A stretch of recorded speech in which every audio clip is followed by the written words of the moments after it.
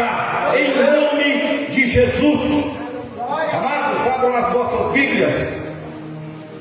Profeta Neemias, capítulo de número 4. Vamos falar um pouquinho sobre a reconstrução de Jerusalém. Neemias capítulo 4. E vamos trazer através dessa mensagem algumas coisas que o inimigo usa para tentar nos parar. Algumas artimanhas, vamos dizer assim, que ele tende a usar para tentar barrar a igreja. Aquele que pode se colocar de pé em adoração à palavra do Senhor, em nome de Jesus. E nos diz assim a palavra do Senhor: e sucedeu que, ouvindo Sambalate que edficávamos o muro, ardeu em ira e se indignou muito e escarneceu os judeus, e falou na presença dos seus irmãos e do seu exército de Samaria, e disse: que fazem estes fracos judeus? Permite-se-lhes isto? Se edificarão e acabarão num só dia? Vivificarão dos montes do pó as pedras que foram queimadas? Estava com ele Tobias, o amonita, e disse: ainda que edifiquem, contudo, vindo uma raposa, derrubará facilmente o seu muro de pedra. Somente até aqui, meus amados, podem se sentar. Meus queridos,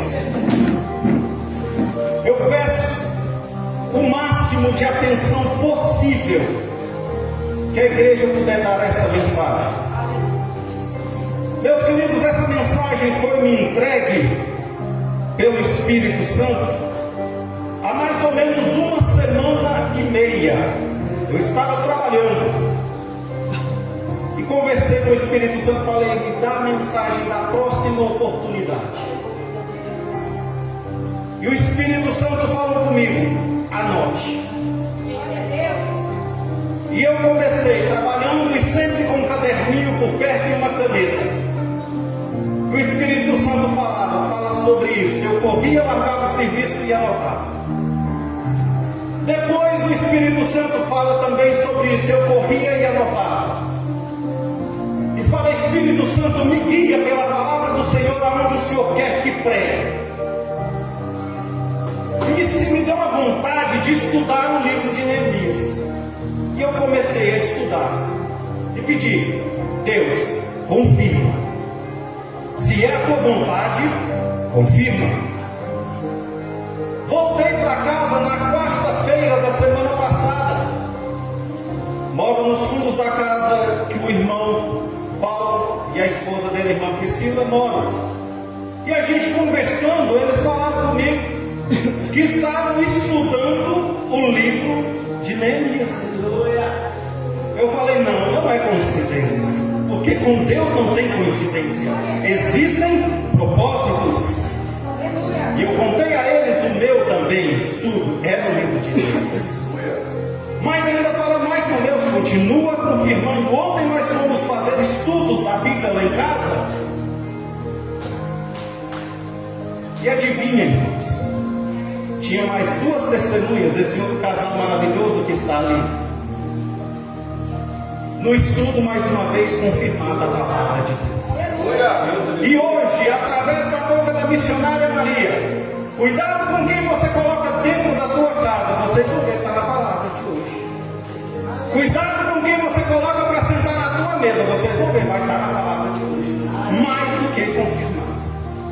Então, sem mais delongas, vamos à palavra. Meus queridos, Jerusalém tinha sido totalmente destruída através da Babilônia. Tomados os seus como escravos. Mas depois de um certo tempo acabou-se o cativeiro e o povo voltou para Jerusalém. Só que a cidade estava destruída, totalmente totalmente em ruínas.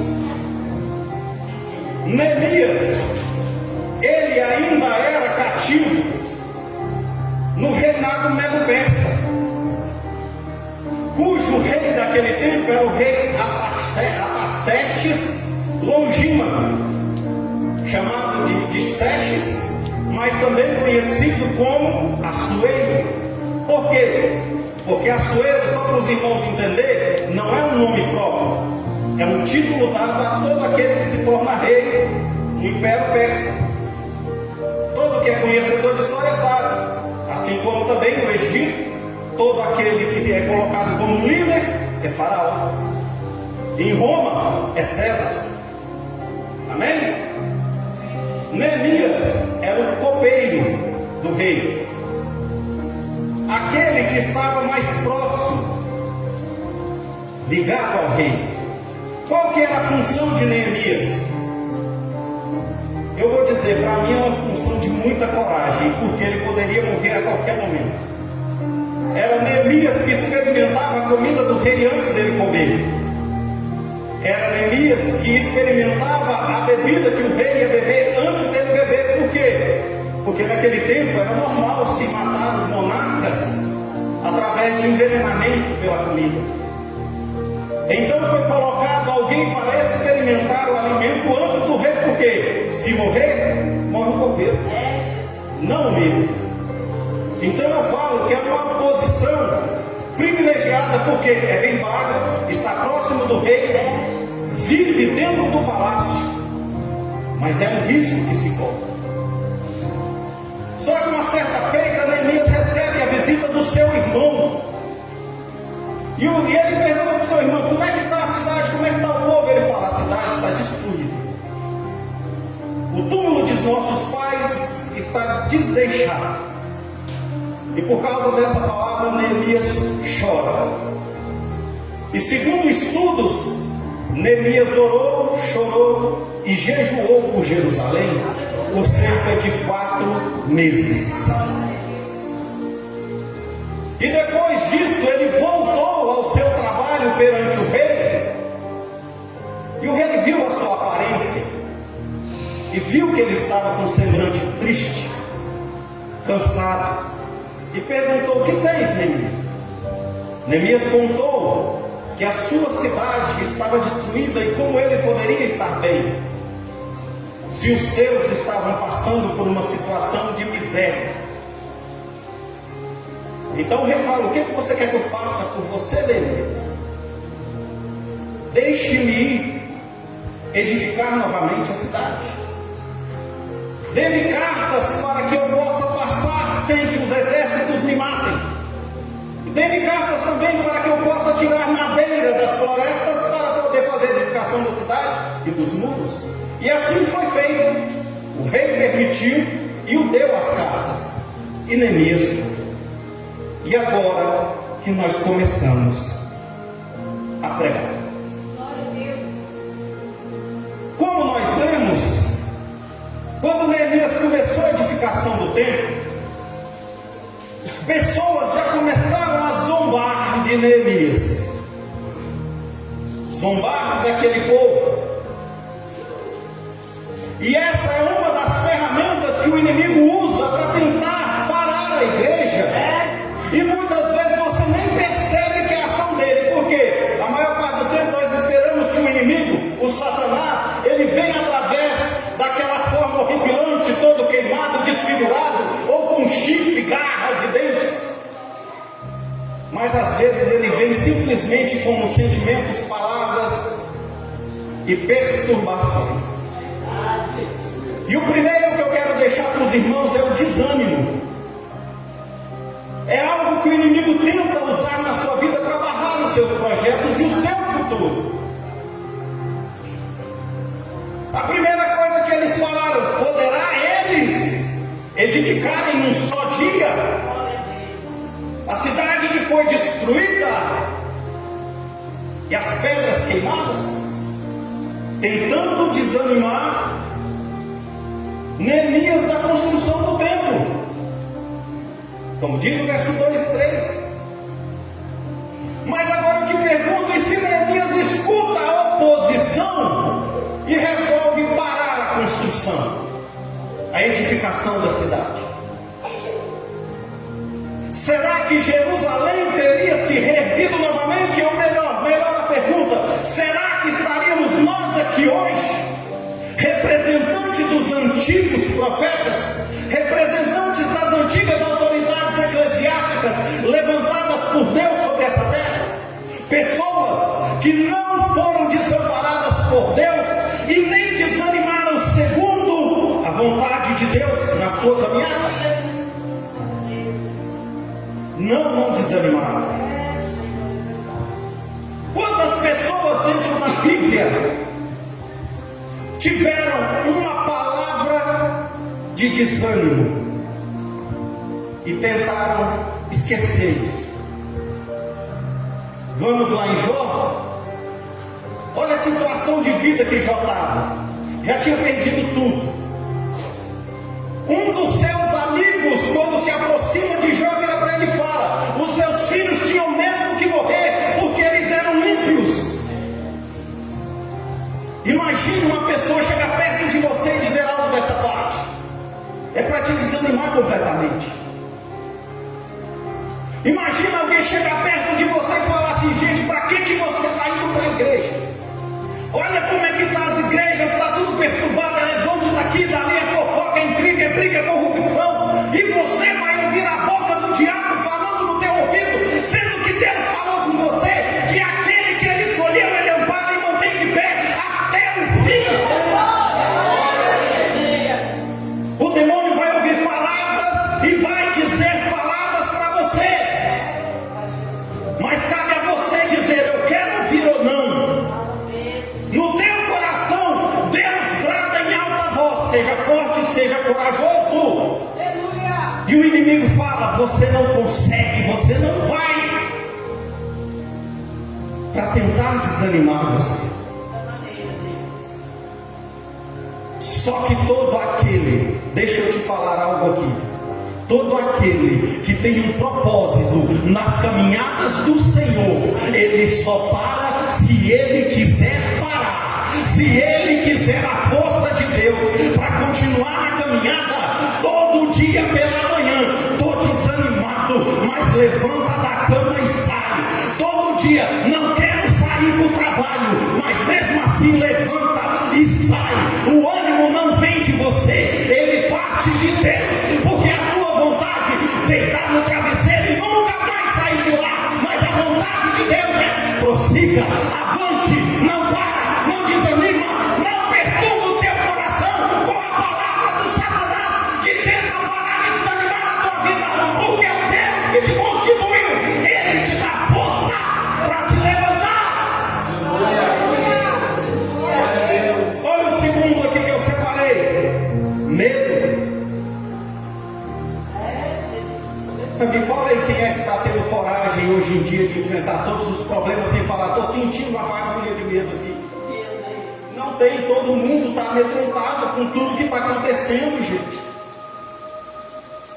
Crises financeiras imensuráveis, guerras para todo lado, doenças, Deus que me livre. Tudo procedência da palavra de Deus. E você sabe que o inimigo usa isso para potencializar o medo dentro do seu coração?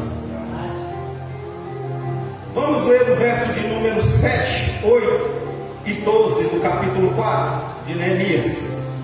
E sucedeu que, ouvindo Sambalate e Tobias, que os arábios, os amonitas, os asdoditas, que tanto ia crescendo a reparação dos muros de Jerusalém, que já suas roturas se acabavam de tapar, iraram-se sobremodo e cavaram e ligaram-se entre si todos para virem guerrear contra Jerusalém e para desviarem do seu intento. O povo tinha acabado de sair de um cativeiro, a cidade em ruínas.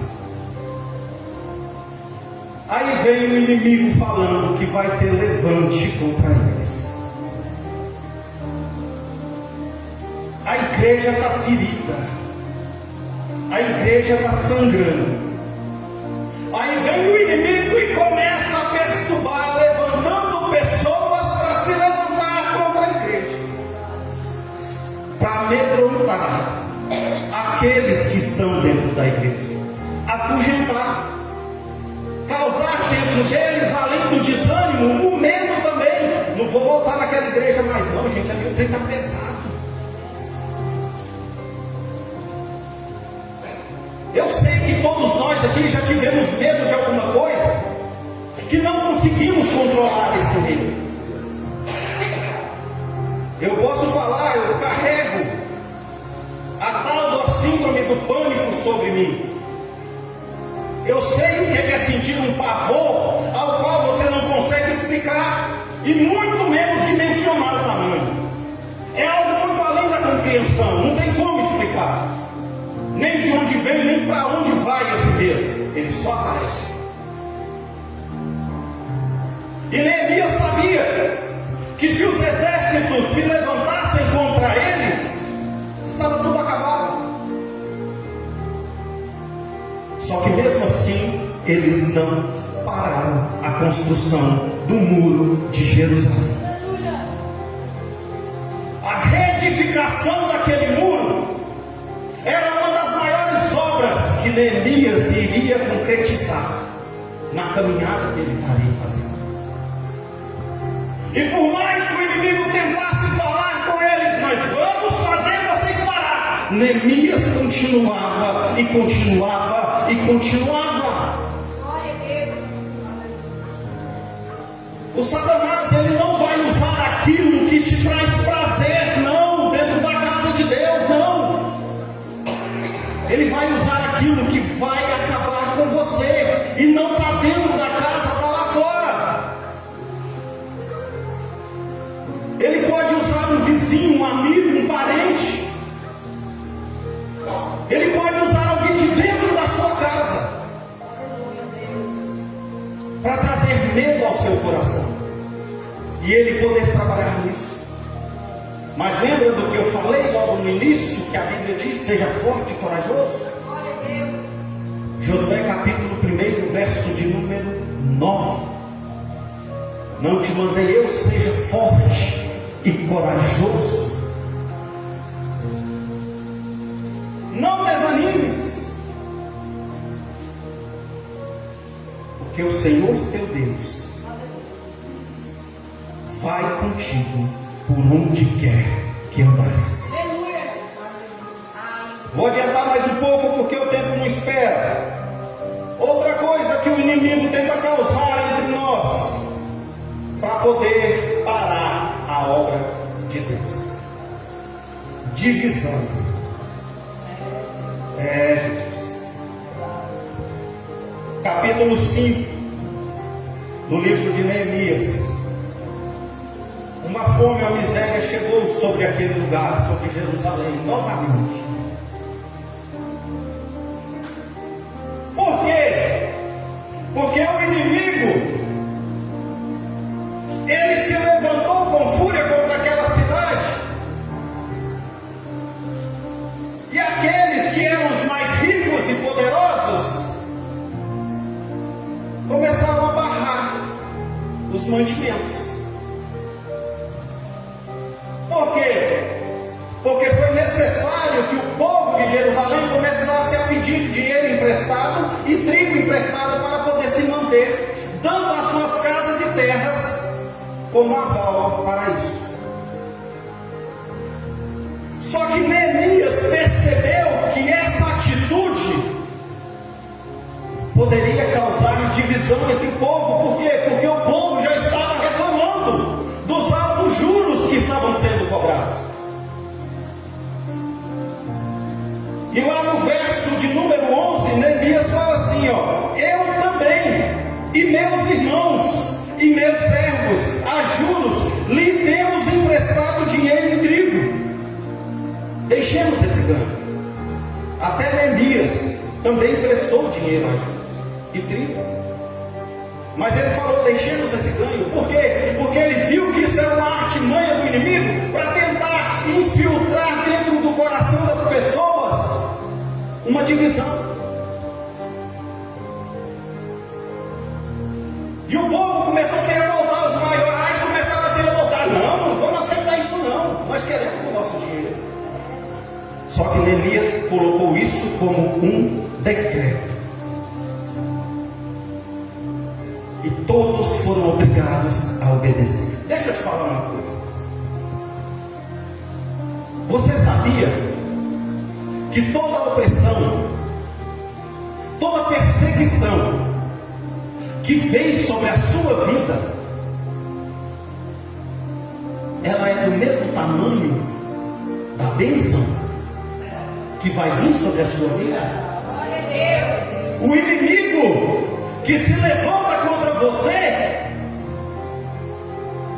não é um qualquer não. Olha quem se levantou contra Neemias: Sanbalate, Tobias, pessoas de alto escalão, generais de exército. Não era pouca coisa. Eram pessoas que não precisavam ir, podia só mandar, mas só uma guarnição do exército é suficiente. Só que é como eu preguei aqui há pouco tempo atrás: maior é aquele que está conosco Glória a Deus. do que aqueles que estão com eles. Glória a Deus. Aleluia! Glória a Deus. Não há inimigo que tenha força suficiente para lidar contra você se você está debaixo do amparo de Deus. Aleluia. O inimigo pode tentar dividir a sua casa, dividir o seu trabalho, dividir a igreja, dividir sua família, mas ele não vai conseguir. Ele vai tentar causar intriga, vai tentar causar briga, vai tentar trazer para vocês todo tipo de situação que vai tentar desanimar vocês, mas não vai conseguir, porque quem colocou do teu lado foi Deus, quem levantou as pessoas para estarem do seu lado foi Deus. E deixa eu te dizer algo que é muito melhor: Deus, ele não levanta a pessoa errada, ele só levanta as pessoas certas para colocar do teu lado, para te ajudar. Deus. No mesmo tempo de Neemias também se levantou Ananias, Ageu, Zacarias, para ajudar Neemias na reconstrução de Jerusalém. Satanás, ele vai colocar as pessoas dentro da igreja para tentar acabar com a igreja, mas Deus também coloca pessoas dentro da igreja para ajudar o pastor a levantar a igreja. E o inimigo, ele tem que entender que toda obra de Deus, ela tem sim que ser terminada, ela acaba sim. Por quê? Porque quem começou a edificação não foi o homem, foi Deus. Ei, papai,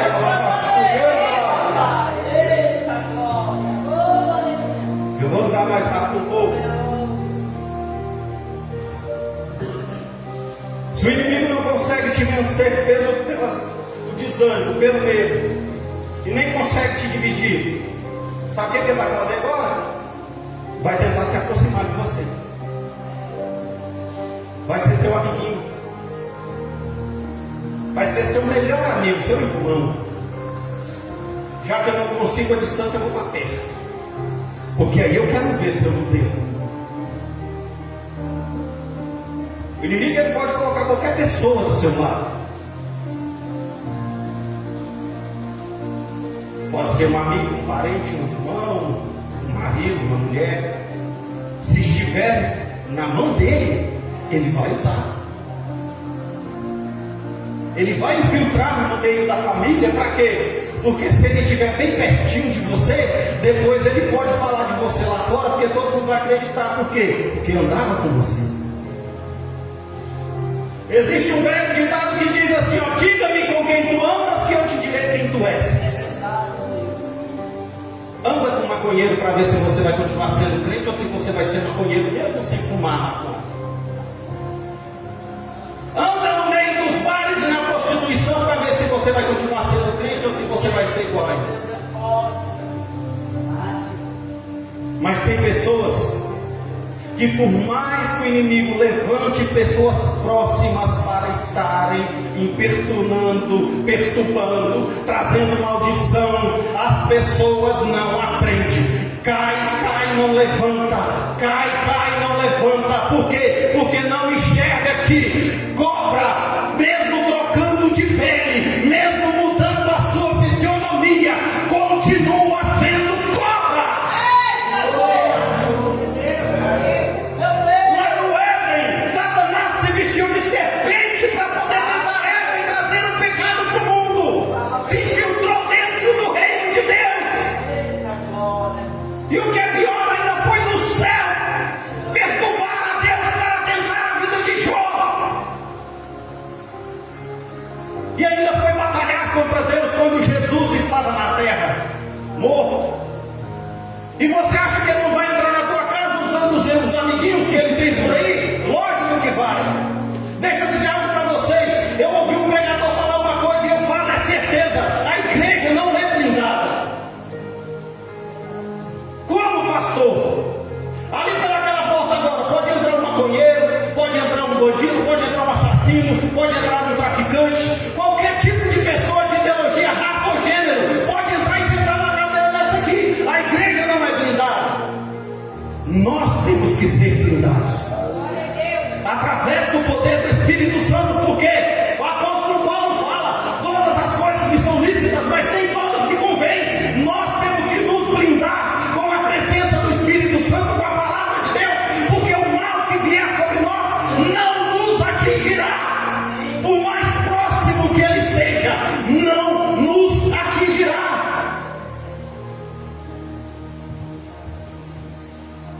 Agora esse aqui eu gosto dele, esse título aqui eu gosto. Não venceu pelo desânimo, medo, divisão, se aproximou, também não conseguiu. Agora vem aqui, ó, calúnia,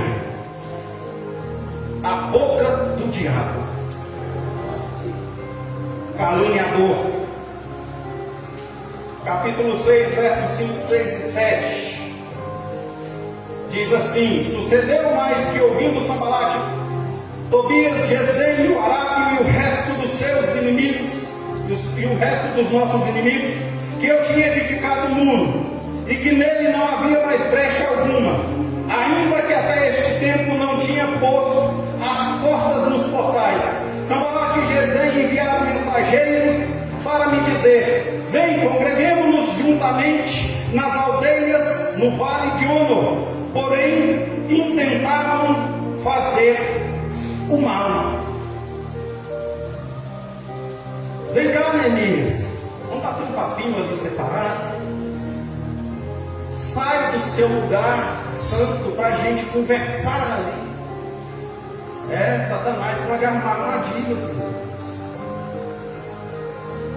Ele pode colocar o servo dele para tentar falar com você. Vai fazer isso, vai fazer aquilo, não tem nada a ver. Não, você pode beber, você pode se prostituir, depois você vai para a igreja, pede perdão, está salvo. E se Jesus voltar antes? Eita, pai. Aí sabe o que mais que acontece?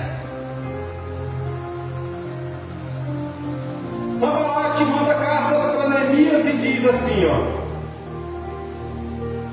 eu vou dizer ao rei Medo-Persa que tu está edificando o muro para se levantar contra o império e se tornar rei de Jerusalém. Meus irmãos, Jerusalém caiu a primeira vez porque Babilônia entrou em Jerusalém, não tomou conta da cidade, dominou ela e destruiu ainda não. Pegou o rei, levou prisioneiro e determinou um governador em Jerusalém. Se não me falha a memória, 3 meses depois esse governador morreu e novamente um rei foi colocado em Jerusalém. E esse rei, algum tempo depois, se levantou contra a Babilônia e Nabucodonosor veio, mas veio para destruir. Então Neemias sabia que o poder daquela calúnia poderia causar a destruição total, a dizimação total de Jerusalém. Só que Neemias mandou dizer para eles: tudo tudo que vocês estão dizendo é invenção de vocês. Quantas vezes o inimigo já usou o seu nome na língua do povo lá fora? E quantas vezes aqui dentro? Quantas vezes você teve que lutar com a infâmia que levantam contra a sua vida e contra a sua história? Ah não, vou sair daqui e vou para outra igreja. Vai que lá vai ser pior, porque lá você não conhece os problemas. Aqui você já sabe os defeitos, tem como você lutar contra e permanecer firme na palavra de Deus. Agora vai para outra, vai ter que aprender tudo de novo. E acha que lá não vai ter um Satanás com a língua de fogo para poder abanar sobre você? Vai sim, e pode ser pior. Porque saiu daqui ferido e foi para um lugar sem machucado, vai ficar morto. Crente que foge da batalha, não tem campo de batalha, que ele não vai ser ferido. Em qualquer lugar que você for, vai ter gente para se levantar contra você, para te intimidar, para tirar sua coragem, para te dar desânimo, para poder tentar ser um amiguinho só para ver sua queda de pé. E vai ter gente para falar mal de você, e eu não consigo entender, meu pastor. Que ideia é que esse povo hoje em dia tem que ser cristão? Porque a pessoa sai de casa, vem para a igreja adorar a Deus, chega aqui, cruza os braços e fica apontando. Eu vou ver o que aquele ali vai fazer, depois eu vou meter a língua mesmo, vou falar. A pessoa sai de dentro da casa de Deus, depois de um culto maravilhoso, de uma palavra maravilhosa, tenta reunir grupinho lá fora para falar mal do pastor, para falar mal do irmão que cantou, da irmã que cantou, para falar mal do ciclo de oração. Que cristianismo é esse que nós vivemos dele? Mas você tem que aprender que é você mesmo que permite que essas coisas aconteçam. Porque é como foi dito hoje: chegou perto para falar mal, corta na hora. Tá falando de fulano, peraí, não, vamos deixar para quando a pessoa estiver perto, ele também pode dar a versão dele. Quero ver se tem coragem de falar na frente do outro. Crente de verdade, na carta de Paulo a Tiago, fala que a língua é como uma brasa pequenininha, mas que põe fogo na floresta inteira. É como o leme de um grande navio que, sendo pequenino, ele bota o navio na direção que quer de modelo. E a palavra de Deus também fala ainda que a mesma língua que abençoa, ela também amaldiçoa. Sabe quando a Bíblia fala vigiai e orai? Muitas pessoas pensam assim, está falando lá de fora. Eu ouvi isso hoje e guardei para mim. As pessoas pensam que está falando lá de fora, para vigiar tudo que está lá fora. Mas a Bíblia também fala, não é o que entra na boca que contamina, mas é o que sai da boca. Porque a boca fala aquilo que está cheio o coração. Então isso sim contamina o homem. Então quando a Bíblia fala vigiar, vigia o que você sente dentro de você. Vigia o que sai da sua boca. Vigia aonde você aponta o dedo, aonde você põe o seu olho, aonde você coloca o teu pé. Porque Deus fala na palavra dele: aonde colocares a planta do teu pé, serás abençoado. Vigia, cristão. Vigia. Porque todos nós estamos sujeitos às tentações. Mas só aquele que quer, cai nela. Só aquele que quer, que cai nela. Ah, mas eu estou fraco. Lembra de Paulo: na minha fraqueza que o Senhor se aperfeiçoou. Glória a Deus. Sendo fraco, eu sou o quê? Forte. Você é filho de Deus. Primeira epístola de João. Ó, quão grande amor nos tem o Senhor, que nos deu o direito de sermos chamados filhos de Deus. Aleluia. E ainda se preocupa com a boca que fala mal de você. Para quê? Para que você vai perder a paz que habita dentro de você por causa de uma língua que não tem o que fazer a não ser tomar conta da vida dos outros? E eu penso que deve ter uma vida maravilhosa para ter que se importar com a dos outros, querer problema dos outros, tem que estar com a vida perfeita. Priva-se na presença e na companhia de Jesus. Vou pular um dos tópicos aqui, vou para o último, para a gente finalizar, que eu já passei um pouco do tempo. O inimigo vai tentar te cegar. Por quê? Para você não perceber que ele está pertinho, para poder fazer com que você se perca na escuridão. Neemias capítulo 4, verso de número 10. Então disse Judá: já desfaleceram as forças dos carregadores, e o pó é muito, e nós não poderemos mais edificar.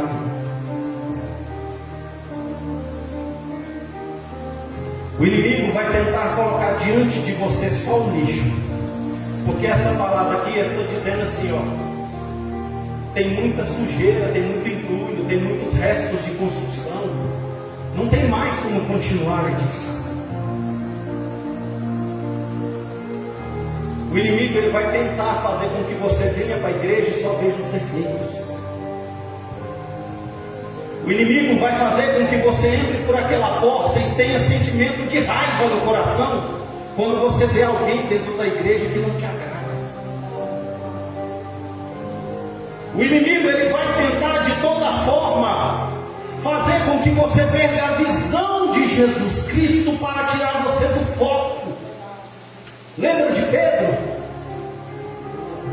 Sobre a tempestade, caminhando para Jesus, ele parou de olhar para Jesus e olhou para as ondas. É entulho, é lixo, porque os ventos e as ondas representam os problemas, a perseguição, a turbulência que enfrentamos na nossa vida. É lixo, é entulho. E você sabe que fofocas, mexericos, brigas, levantes, críticas, é tudo entulho. E ainda de vez em quando Satanás pega alguém, põe do teu lado, que fica assim, com o bracinho de você, cutucando. Olha lá, está errado, olha lá, está errado, olha lá, está errado, o que o fulano está fazendo está errado, querendo que você perca o foco da palavra de Jesus e presta atenção no lixo que está dentro da igreja. Por quê? Porque a igreja não é lixo, mas acredite, vem lixo para dentro da igreja. Meu Deus. Mas nós temos um Deus que é mestre em limpeza.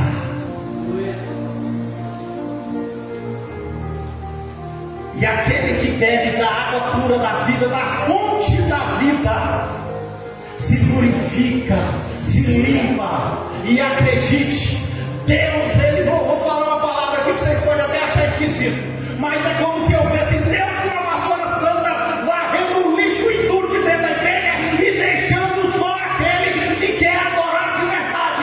Sabe por quê? Porque em 2025 todas as palavras estão sendo de correção, estão sendo palavras que batem mais do que acaricia, e ninguém saiu da igreja a não ser aquele que apanhou e não percebeu que era para conserto.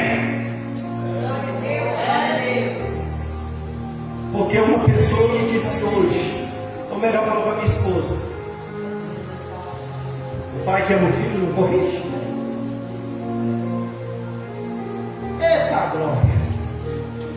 Se está errado, deixa Deus corrigir. Se está difícil, Põe Deus na sua vida, deixa Ele facilitar as coisas para você. Ah não, mas não vai ficar fácil não. Não, não vai ficar fácil, vai ser facilitado. Porque como foi dito aqui hoje, com Deus, você passa pela prova. Você não morre nela. E nem permanece nela. Com Deus, o caluniador tem que calar a boca.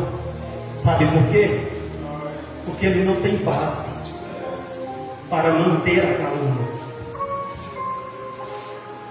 O medroso se torna corajoso dentro da casa do Senhor. O inimigo pode até tentar dividir, mas ao contrário, ele vai unir cada vez mais. E ele vai tirar aquele que não é de acordo. Lembra de Abraão e Ló? Os pastores começaram a brigar entre si. E Abraão percebeu: opa, se continuar essa divisão aqui, nós estamos em terreno inimigo. Tem inimigo ao redor. Eles vão nos atacar. E falou com Ló: escolhe para onde você quiser ir. Naquele momento Abraão estava dizendo: é melhor separados, mais fortes, do que unidos e rachados. Então Deus, ele vai manter. E olha só, Abraão foi para o deserto, Ló foi para as campinas de Sodoma e Gomorra, lugar bom, bonito, agradável. E Ló foi para e Abraão foi para o deserto. Deus vai nos manter no deserto. Só que Ele vai nos dar força para continuar a caminhar. Aleluia. Então, se o desânimo bater, ora a Deus, peça força. A palavra não diz: tudo posso naquele por quê, igreja?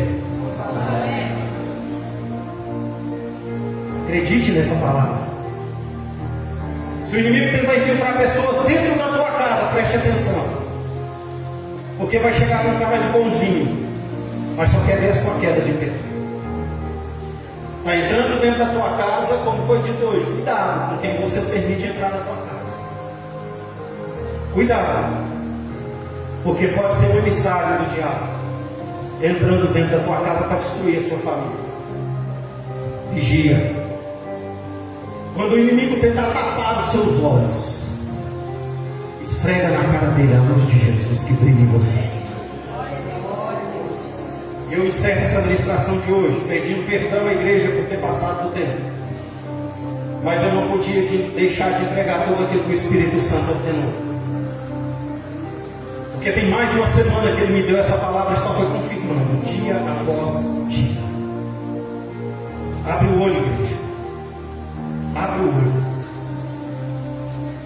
Não se importe com disse-me-disse daqueles que não têm nada para oferecer. Permaneça firme na caminhada. Está afastado? Acabou o tempo, não foi? Não tem aquele lá que diz: ainda há esperança? E eu lembrei de um louvor aqui, eu só vou pegar só o refrão dele. Não precisa da harpa, 570 da harpa cristã. Ao findar o labor dessa vida, quando a morte ao teu lado chegar, que destino há de ter tua alma? Qual será no futuro teu lar? Meu amigo, hoje tu tens a escolha,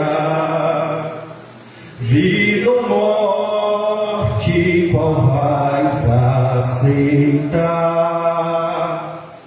Amanhã pode ser muito tarde. Hoje Cristo te quer livre.